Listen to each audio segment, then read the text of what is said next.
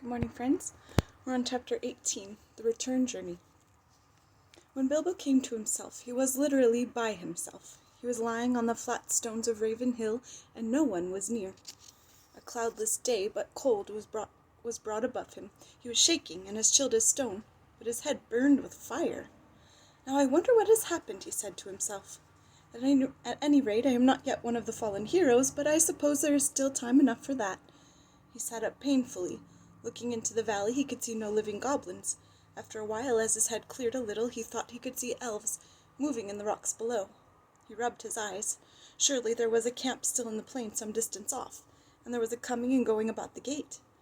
Dwarves seemed to be busy removing the wall, but all was deadly still. There was no call and no echo of a song. Sorrow seemed to be in the air. Victory after all, I suppose, he said, feeling his aching head. Well, it seems a very gloomy business. Suddenly he was aware of a man climbing up and towards him. "Hello there," he called in a shaky voice. "Hello there, what news?" "What voice is it that speaks among the stones?" said the man, halting and peering about him not far from where Bilbo sat. Then Bilbo remembered his ring. "Well, I'm blessed," said he. "This invisibility has its drawbacks after all. Otherwise I suppose I might have spent a warm and comfortable night in bed. It's me, Bilbo Baggins, companion of Thorin," he cried hurriedly, taking off the ring. "It is well that I have found you," said the man, striding forward. "You are needed, and we have looked for you long. You would have been numbered among the dead, who are many, if Gandalf the Wizard had not said that your voice was last heard in this place. I have been sent here to look for the last time. Are you much hurt?" "A nasty knock on the head, I think," said Bilbo, "but I have a helm and a hard skull. All the same, I feel sick, and my legs are like straws." "I will carry you down to the camp in the valley," said the man, and picked him up lightly. The man was swift and sure-footed, and it was not long before Bilbo was set down before a tent in dale, and there stood Gandalf with his arm in a sling. Even the wizard had not escaped without a wound, and there were few unarmed in all the host. When Gandalf saw Bilbo, he was delighted. "Baggins!" he exclaimed. "Well, I never! Alive after all! I am glad. I began to wonder if even your luck would see you through. A terrible business, and it was nearly disastrous. But other news can wait. Come," he said more gravely, "you are called for." And leading the hobbit, he took him within the tent. "Hail, Thorin," he said as he entered. "I have brought him." There indeed lay Thorin Oakenshield, wounded with many wounds, and his rent armor and notched axe were cast upon the floor. He looked up as Bilbo came beside him. "Farewell, good thief," he said. "I go now to the halls of waiting to sit beside my fathers until the world is renewed. Since I leave now all gold and silver, and go where it is of little worth, I wish to part in friendship from you. And I would take back my words and deeds at the gate." Bilbo knelt on one knee, filled with sorrow. "Farewell, King under the mountain," he said. "This is a bitter adventure, if it must end so, and not a mountain of gold can amend it. Yet I am glad that I have shared in your perils. That has been more than any Baggins deserves." "No," said Thorin. "There is more in you of good than you know, child of the kindly West. Some courage and some wisdom blended in measure. If more of us valued food and cheer and song above hoarding gold, it would be a merrier world. But sad or merry, I must leave it now. Farewell." Then Bilbo turned away, and he went by himself and sat alone, wrapped in a blanket. And whether you believe it or not, he wept until his eyes were red and his voice was hoarse. He was a kindly little soul. Indeed, it was long before he had the heart to make a joke again. "A mercy it is," he said at last to himself, "that I woke up when I did. I wish Thorin were living, but I am glad that we parted in kindness. You are a fool, Bilbo Baggins, and you made a great mess of that business with the stone, and there was a battle in spite of all your efforts to buy peace and quiet, but I suppose you can hardly be blamed for that." All that had happened after he was stunned, Bilbo learned later. But it gave him more sorrow than joy, and he was now weary of his adventure, and he was aching in his bones for the homeward journey. That, however, was a little delayed, so in the meantime I will tell you some events. The eagles had long had suspicion of the goblins' mustering. From their watchfulness, the movements in the mountains could not be altogether hid. So they too had gathered in great numbers under the great eagle of the misty mountains, and at length, smelling battle from afar, they had come speeding down the gale in the nick of time. It was they who dislodged the goblins from the mountain slopes, casting them over precipices, or driving them down shrieking and bewildered among their foes. It was not long before they had freed the lonely mountain, and elves and men on either side of the valley could come up at last to the help of the battle below. But even with the eagles they were still outnumbered. In that last hour Bjorn himself had appeared. No one knew how or from where. He came alone and in bear's shape, and he seemed to have grown almost to giant size in his wrath. The roar of his voice was like drums and guns, and he tossed wolves and goblins from his path like straws and feathers. He fell upon their rear and broke like a clap of thunder through the ring. The dwarves were making a standstill about their lords upon a low rounded hill. Then Bjorn stooped and lifted Thorin, who had fallen pierced with spears, and bore him out of the fray. Swiftly he returned, and his wrath was redoubled, so that nothing could withstand him, and no weapon seemed to bite upon him. He scattered the bodyguard and pulled down Bolg himself and crushed him. Then dismay fell on the goblins, and they fled in all directions, but weariness left their enemies with the coming of new hope, and they pursued them closely and prevented most of them from escaping where they could.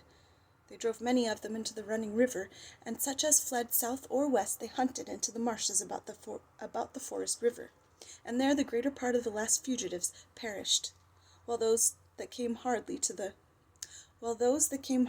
wood elves' realm were there slain, or drawn in to die deep in the trackless dark of Mirkwood. Songs have said that 3 parts of the goblin warriors of the north perished on that day, and the mountains had peace for many a year.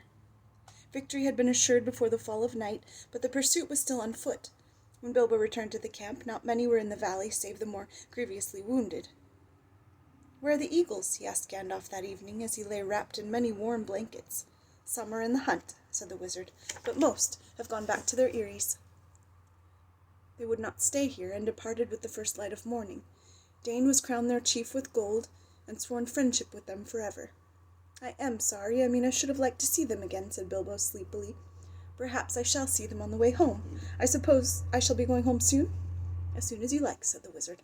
Actually, it was some days before Bilbo really set out.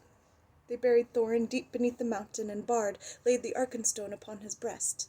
"There, let it lie till the mountain falls," he said. "May it bring good fortune to all his folk that dwell hereafter." Upon his tomb the Elven King then laid Oakrist, the elvish sword that had been taken from Thorin in captivity.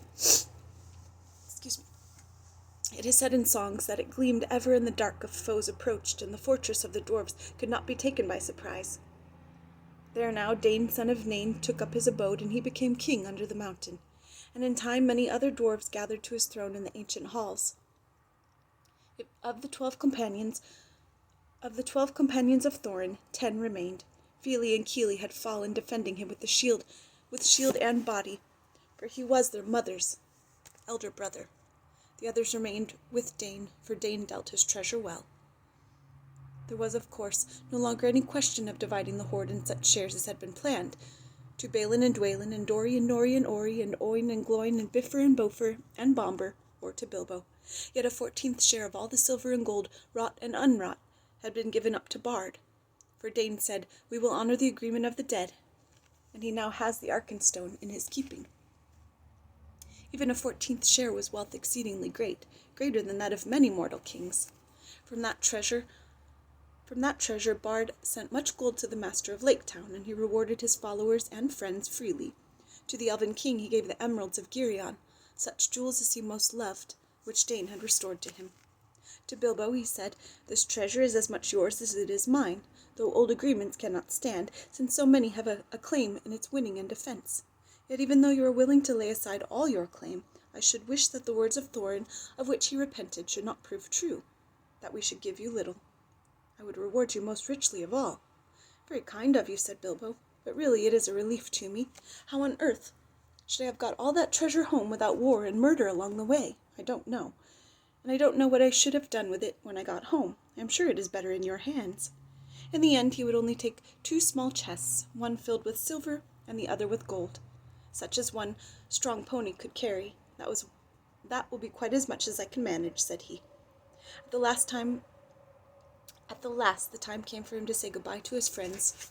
"Farewell, Balin," he said, "and farewell, Dwalin. Farewell, Dori, Ori, Nori, Oin, Gloin, Biffer, Bofer, and Bomber, may your beards never grow thin." And turning towards the mountain, he added, "Farewell, Thorn, Oakenshield, and Feely and Keely, may your memory never fade." Then the dwarfs bowed low before their gate, but words stuck in their throats. "Goodbye, and good luck wherever you fare," said Balin at last. "If you ever visit us again, when our halls are made fair once more, then the feast shall indeed be splendid." "If ever you are passing my way," said Bilbo, "don't wait to knock. Tea is at 4. But any of you are welcome at any time." Then he turned away.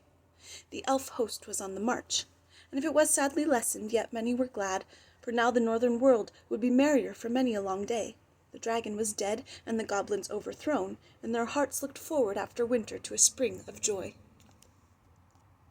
Gandalf and Bilbo rode behind the elfin king, and beside them strode Bjorn, once again in man's shape, and he laughed and sang in a loud voice upon the road. So they went on until they drew near to the borders of Mirkwood, to the north of the place where the forest river ran out. Then they halted, for the wizard and Bilbo would not enter the wood, even though the king bade them stay a while in his halls. They intended to go along the edge of the forest and round its northern end in the waste that lay between it and the beginning of the Grey Mountains. It was a long and cheerless road, but now that the goblins were crushed, it seemed safer to them than the dreadful pathways under the trees. Moreover, Bjorn was going that way too. "Farewell, O elven king," said Gandalf. "Merry be the greenwood, while the world is yet young, and merry be all your folk." "Farewell, O Gandalf," said the king. "May you ever appear where you are most needed and least expected, and oftener you appear in my halls, the better I shall be pleased." "I beg of you," said Bilbo, stammering and standing on one foot, "to accept this gift." And he brought out a necklace of silver and pearls that Dane had given him at their parting.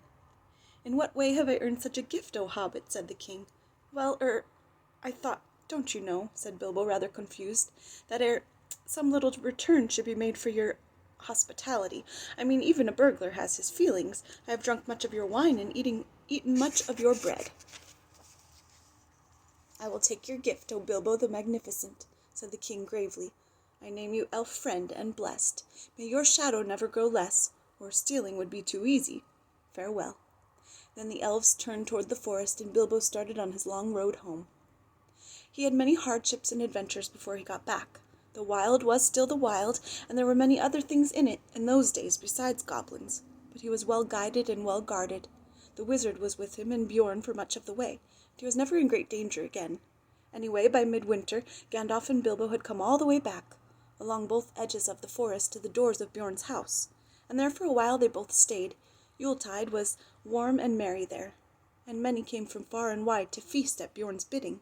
The goblins of the Misty Mountains were now few and terrified, and hidden in the deepest holes they could find, and the wargs had vanished from the woods, so that men went abroad without fear. Bjorn indeed became a great chief afterwards in those regions, and ruled a wide land between the mountains and the wood, and it is said that for many generations the men of his line had the power of taking bear shape. And some were grim men and bad, but some were in heart like Bjorn. But most were in heart like Bjorn, if less in size and strength. In their day the last goblins were hunted from the Misty Mountains, and a new peace came over the edge of the wild. It was spring, and a fair one, with mild weathers and a bright sun, before Bilbo and Gandalf took their leave at last of Bjorn, and though he longed for home, Bilbo left with regret, for the flowers of the gardens of Bjorn were in the springtime no less marvelous than in high summer. At last they came up the long road and reached the very pass where the goblins had captured them before, and they came to that high point at morning, and looking backward they saw a white sun shining over the outstretched lands. There behind lay Mirkwood, blue in the distance, and darkly green at the near edge, even in the spring. There far away was the lonely mountain on the edge of eyesight. On its highest peak snow yet unmelted was gleaming pale. "So comes snow after fire, and even dragons have their ending," said Bilbo, and he turned his back on his adventure. The Tookish part was getting very tired, and the Baggins was daily getting stronger.